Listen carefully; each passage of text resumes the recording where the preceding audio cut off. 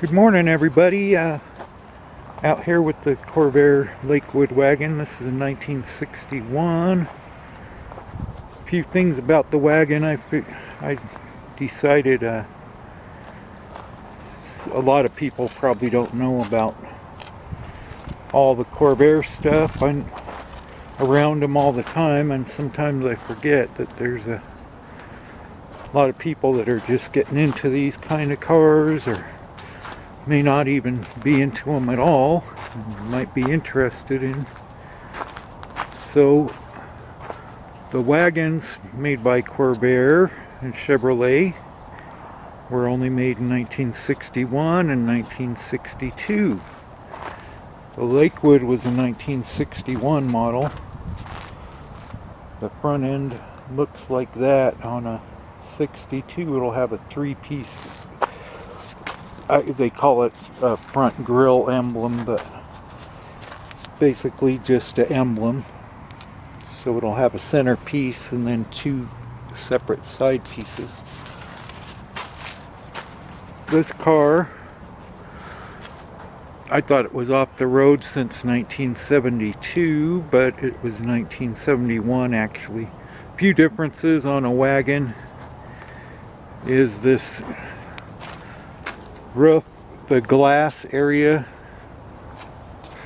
and the roof is 2 inches higher than on a coupe. So when you're trying to get a windshield like this one needs pretty badly, it's a little bit tougher on a wagon. This wagon,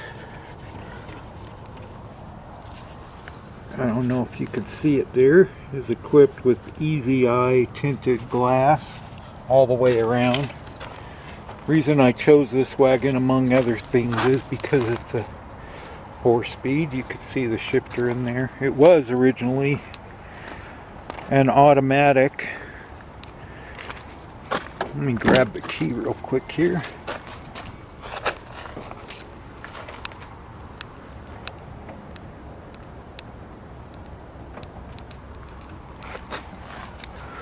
One thing about all Corvairs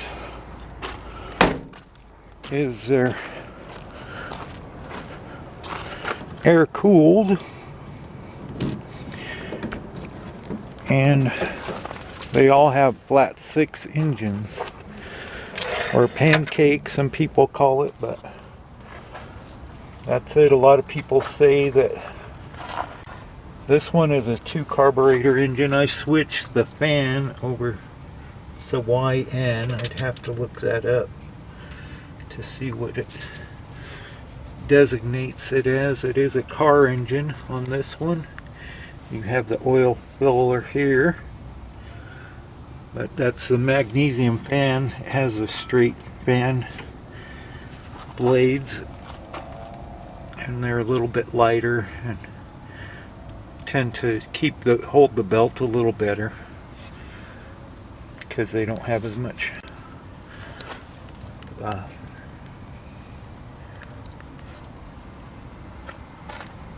weight behind them, and carry that belt off when you're switching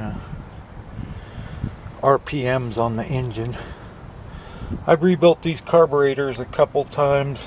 You got to be real careful when you're doing these that you clean everything really good, especially when it's been off the road for a long time.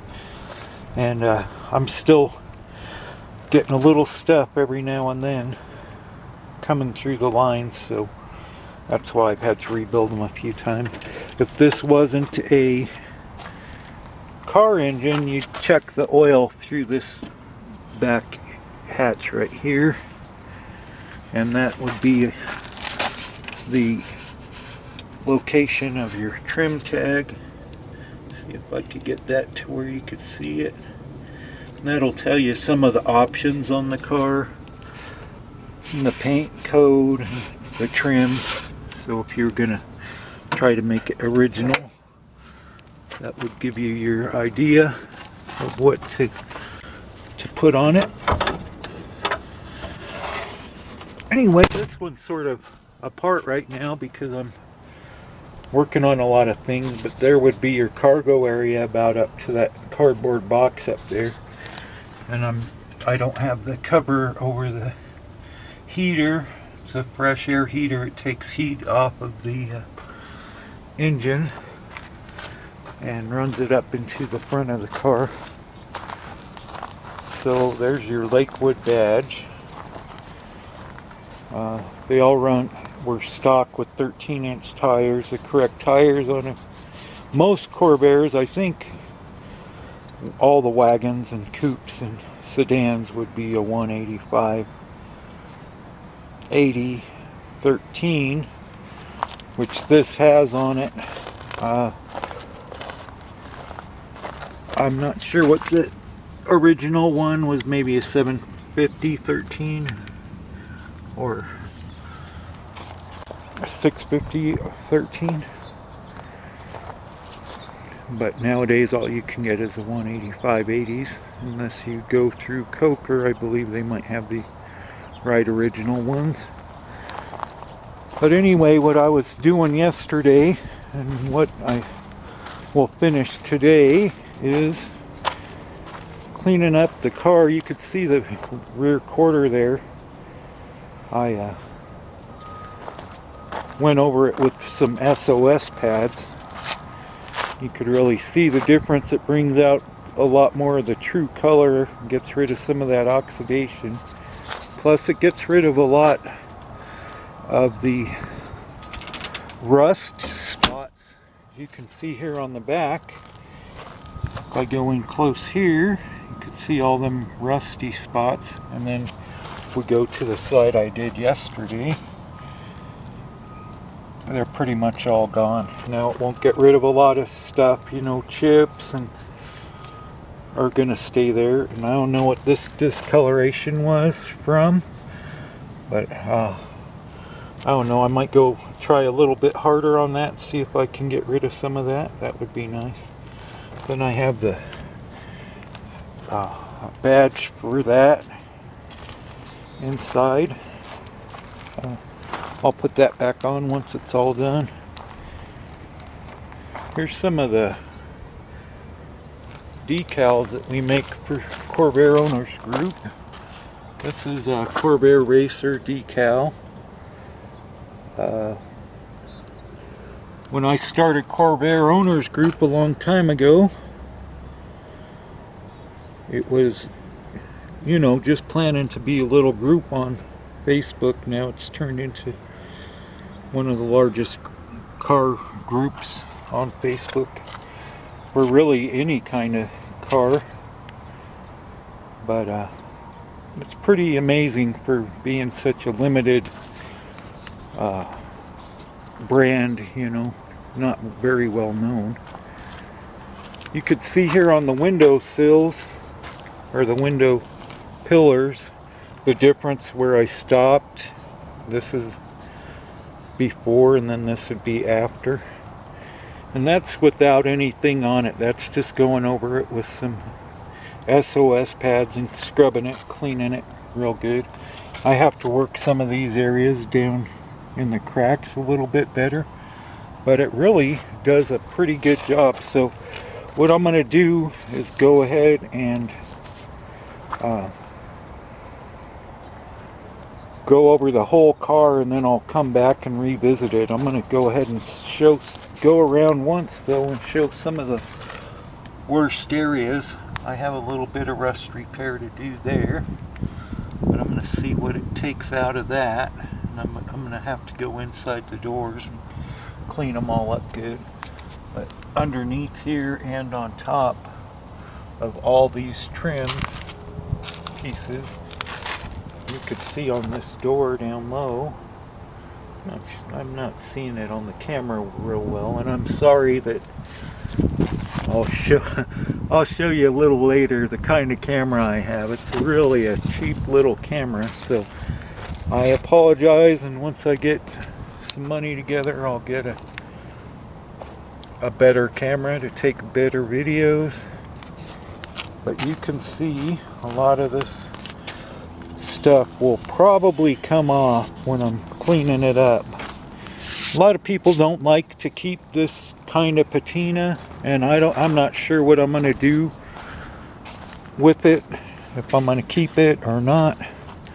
But I bet a bunch of this stuff comes off and that'll clean up pretty nicely. And I do have a windshield. I've probably mentioned that before. But all around these emblems is pretty bad. Underneath, you could see I cleaned the top here,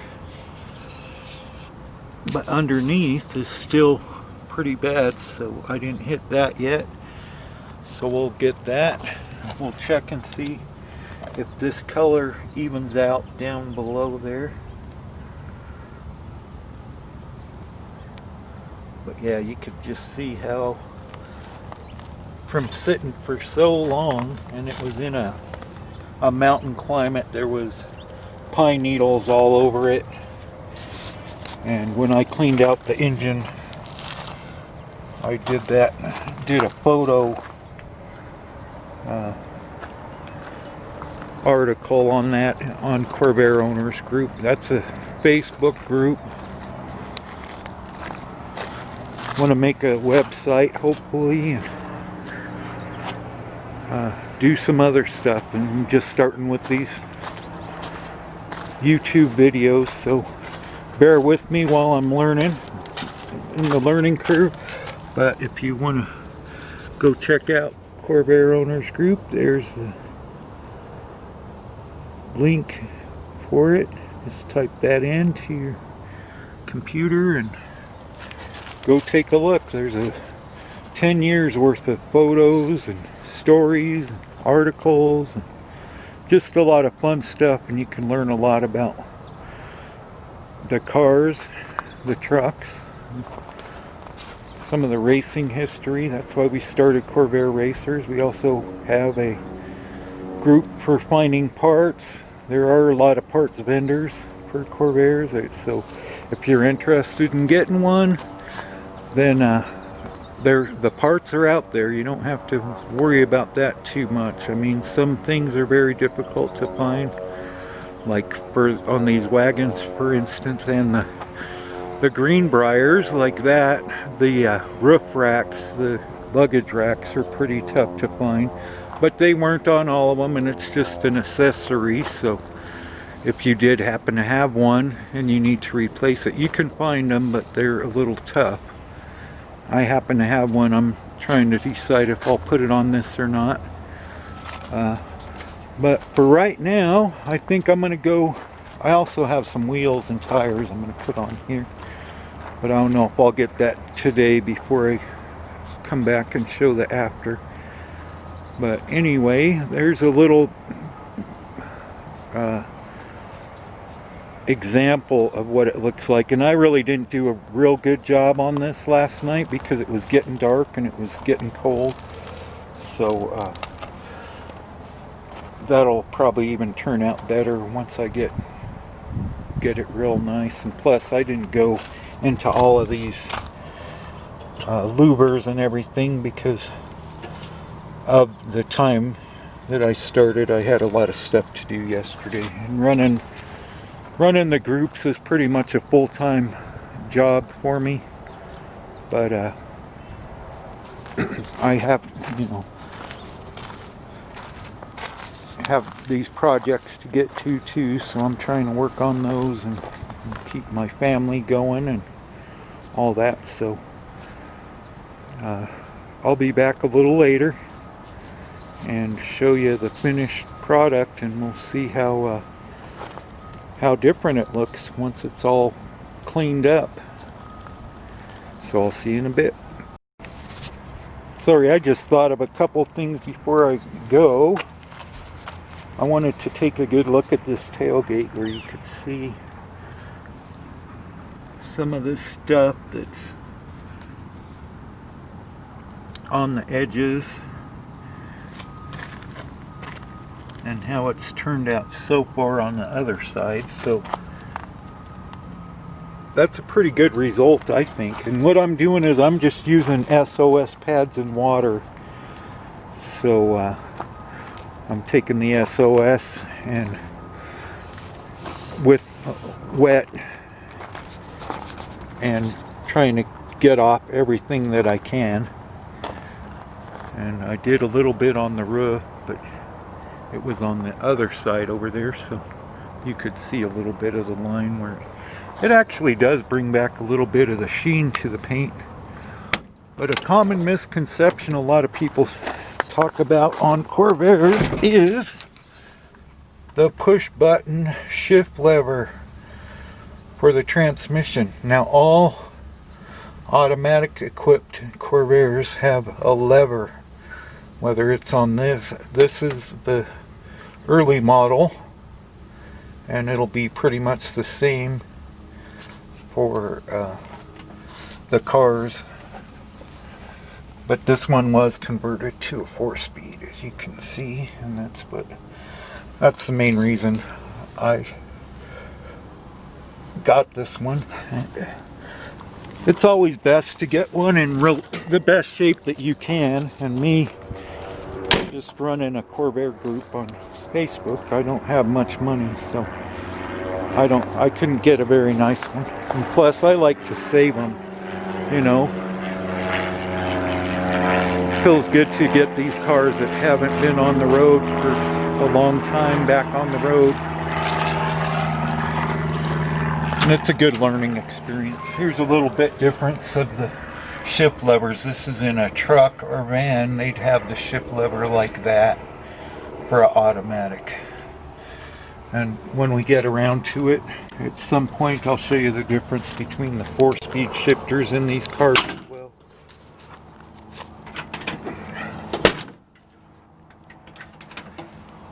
Alright. One other thing, the doors we're having a problem closing properly, and it's usually just this is switched the wrong direction. So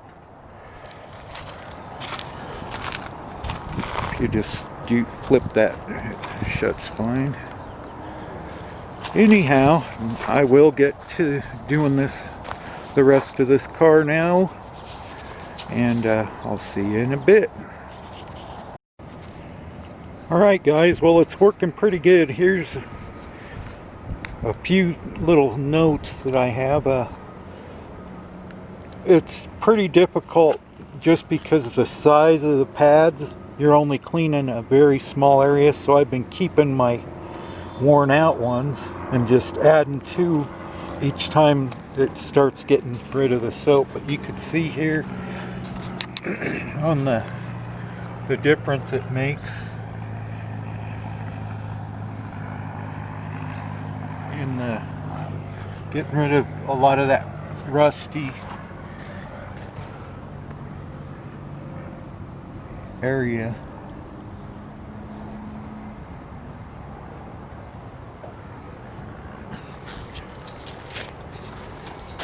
I did half of the front as well, so I'm just keeping moving along on it, but wanted to show you guys. I'm going to try to hopefully find a front piece from a 1960. If anybody out there has one, message me. And I do have some pretty good damage below here, so I want to change out this front piece.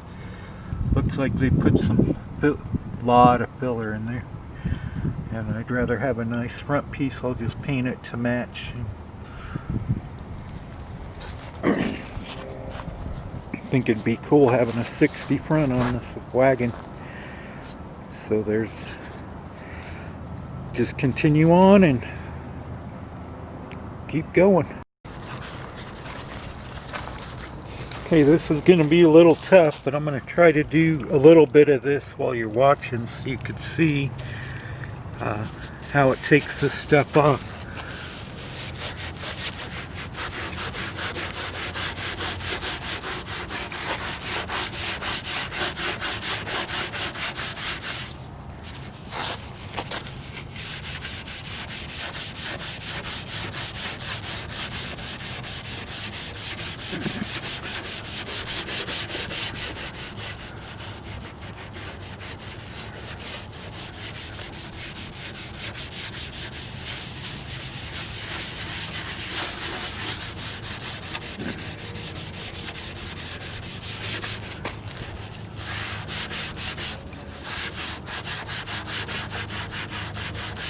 Now when you're doing a complete car, it's actually quite a lot of work, but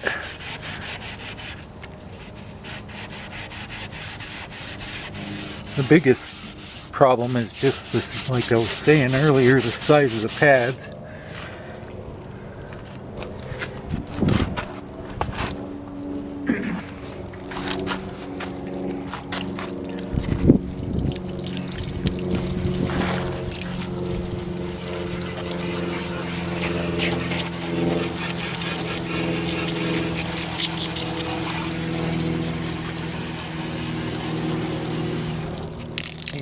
Pretty clear right there, and then there's some areas where you got to really get into. You could see right in here how dirty it is, and down in here. So we'll try to get in there.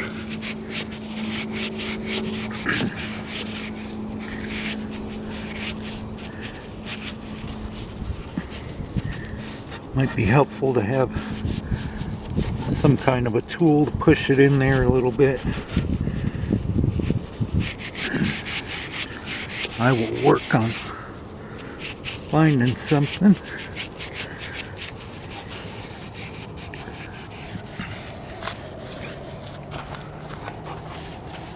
And I'll probably open these doors up and get these edges and stuff too, but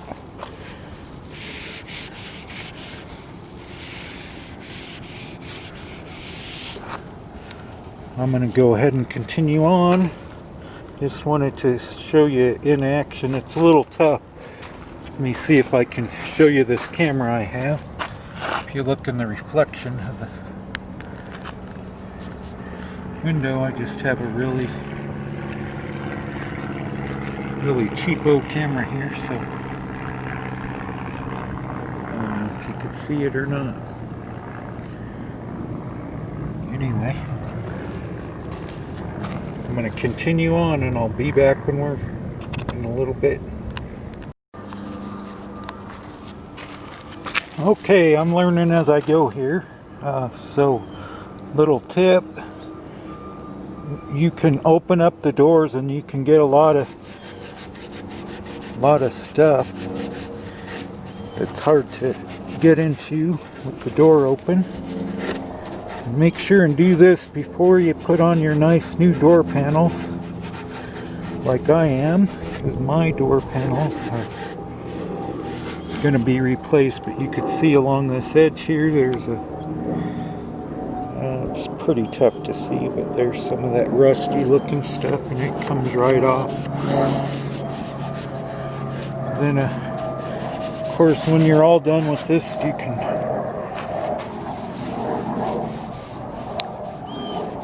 you should wash the whole car completely. This will get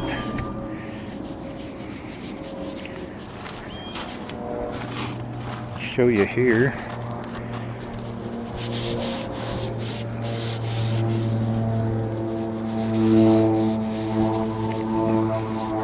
This is something that you might be able to do on a car with pretty good paint. You just need to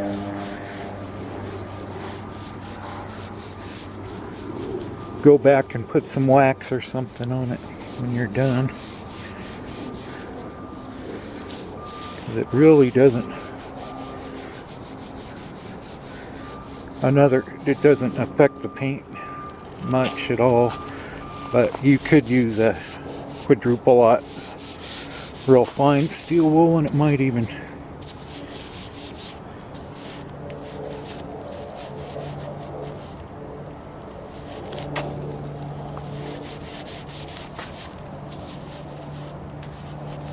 not need anything if you did that. But anyway, I can get some of these areas in here and just really help out the car. I might even try inside the door panel here, but as you can see, I need new door panels anyway, so I can do it on this car and not be worried about it too much. But you know, a nicer car, of course, you'd want to take precautions on what you're doing, but I don't know, on one like this, could pretty much go crazy on it because it's not gonna get much worse, that's for sure. Alright, I'm gonna keep going. Okay, well, it's taken longer than I thought. This side is pretty well done. I want to go around the window, or the wheel well, a little bit better. There's a couple reasons I'm doing this. Some people would be like, why is he spending so much time on that ugly looking paint? And it's because I don't have money to put new paint on it right now. So you can see here in the wheel well, that little lip there, I got it on this side, but I haven't got it all the way around, so I got a little bit more of that to do.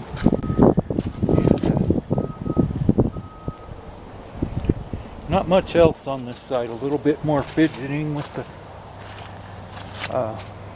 louvers in the back. But here's a look at what the front looks like.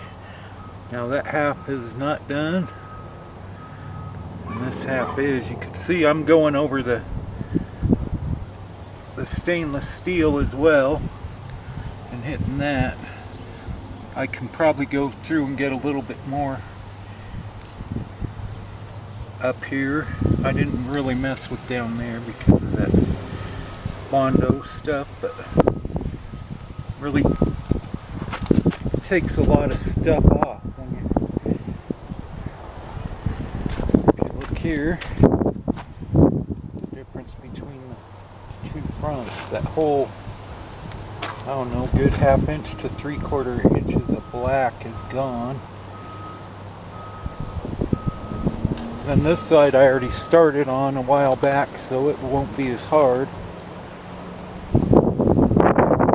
But you can see how the difference between the bottom and the top part that I did. And like around the emblem here. Here to the other side. Oh.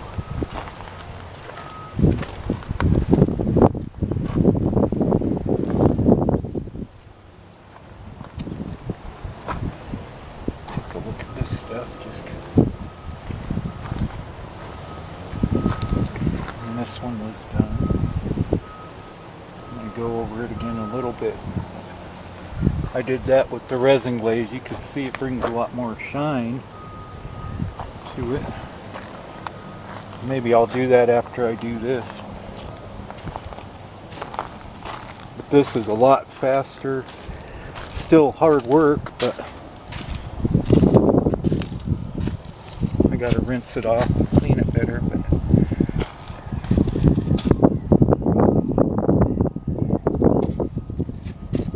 see all the difference. There was what looked pretty rusty down at the bottoms of the doors that came off. Around the Lakewood sign was really bad. I still have the back half of this, the other half of this to do. So this Lakewood sign will probably clean up. I bet most of that stuff will all go away. We'll end up with these couple little chipped areas there that are chipped out, but other than that, I bet that'll be gone. This side's not as bad as the other side was. There's a couple reasons I'm doing this. One is to get to right paint color. If I patch the little bit of rust it has, it's some right here, and somebody crushed that in with the jack. I think it was the previous owner.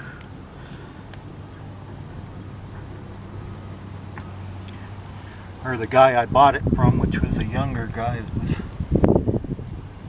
taking care of it for the previous owner. So I gotta fix that. And I figured if I could just match that paint those spots there. This one here.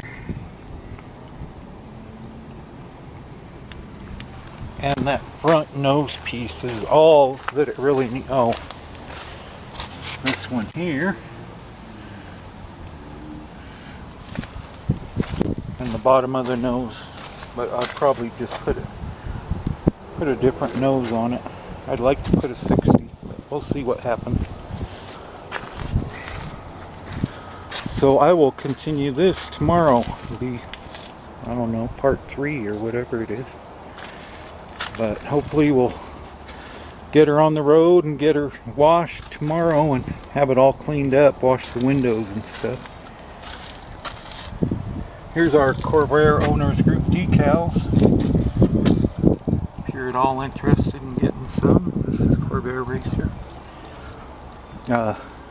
Just leave a message in the comments, or I can leave a link how to get them.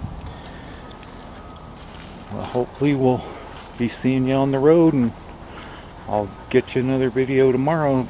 Hopefully it'll be all done. Thank you. Have a good night.